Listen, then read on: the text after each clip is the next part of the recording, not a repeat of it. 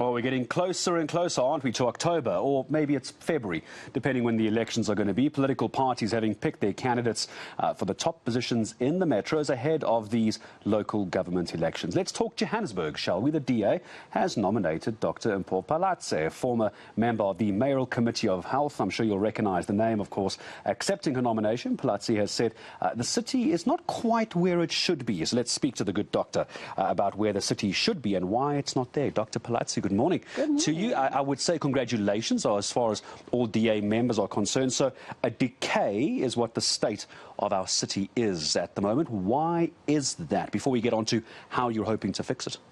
Well, Gareth, I mean, you remember that we were in government in 2016. Unfortunately, towards the end of 2019, we then lost the city back to the ANC. What we've seen in the last almost 2 years is a decline in basic service delivery. So where the city was looking at development, innovation, we're now having to go back and look at just fixing the basics. A resident in the city of Johannesburg today is not sure whether they'll have electricity or not. They're not sure whether they'll have access to clean running water. They're not sure if they'll be able to drive on a smooth road going to work, whether the traffic lights will be working. So we're really seeing that we've deteriorated to a state where we're now having to go back to building the foundations of the city as opposed to looking at how we can build on what we had started before.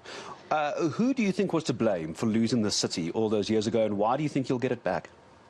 Well, in terms of who's to blame, I mean, a lot of things happened in that time. You know, the former mayor was governing under the Democratic Alliance.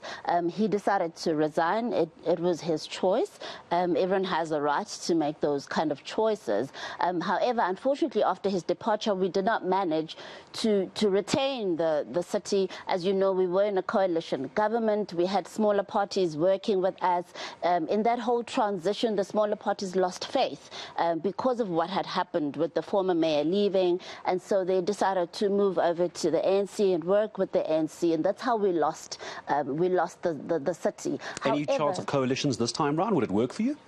Well, you know, at the moment, we obviously want an outright win. Looking at the instability in the past 5 years, within this one term of office, we've seen 3 administrations, 3 executive mayors, a lot of instability. Residents have suffered for it. What we would like to take from this experience is that, you know, it's better to give a party that you trust an outright majority. You're bound to have a more stable government. You're bound to have follow through with plans that are started at the beginning of the political term.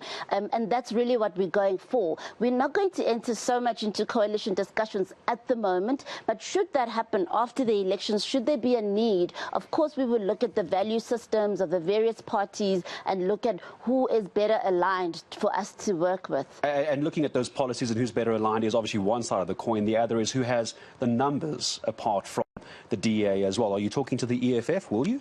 You know, Gareth, we've learned a very painful lesson, is that numbers are not everything. You're not going to go for numbers where your value system is going to be compromised or where it's going to be very difficult for you to make decisions that will best serve the residents that have put you in office. So we are really leaning more towards the values, and if it means that we stay in opposition, if we don't have the numbers and we instead of going into coalition with people whose value system is colliding with ours, then we'd rather stay in opposition. But of course we're in this to win.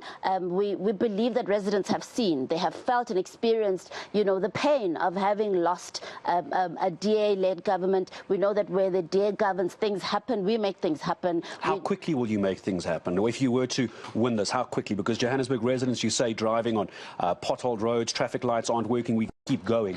What's your turnaround time? What's realistic? In terms of basics, it shouldn't really take long, because it's about, I mean, it's about holding people accountable. It's about creating a governance framework that'll work for everybody. It's about setting up those linkages between departments and entities for work to happen smoothly. A year, 2 years? I think in a year we should be able to get the basics right, at least the basics, and then we can build from there. Of course, there's historical issues that require more time, a breakdown in the infrastructure because of a lack of maintenance for many, many years, that we're not going to be able to turn around in a year. You're saying about a year or 2, you could be where the city should be. Very quickly, Doctor, before I let you go, obviously former member of the Mayoral Committee for Health, vaccine drive, our numbers aren't looking good in Gauteng, especially men will own this. Very quickly, your appeal for vaccinations, because it's going to affect election time, isn't it? Very, very quickly. Well, I mean, it's a very deep issue, not something that I can talk about that quickly. However, yes, the government does have a responsibility to ensure that people can access vaccination in all the sites. We're not seeing that happening. There are challenges on the ground, all sorts of challenges. I can't get into it in quite as little time as that.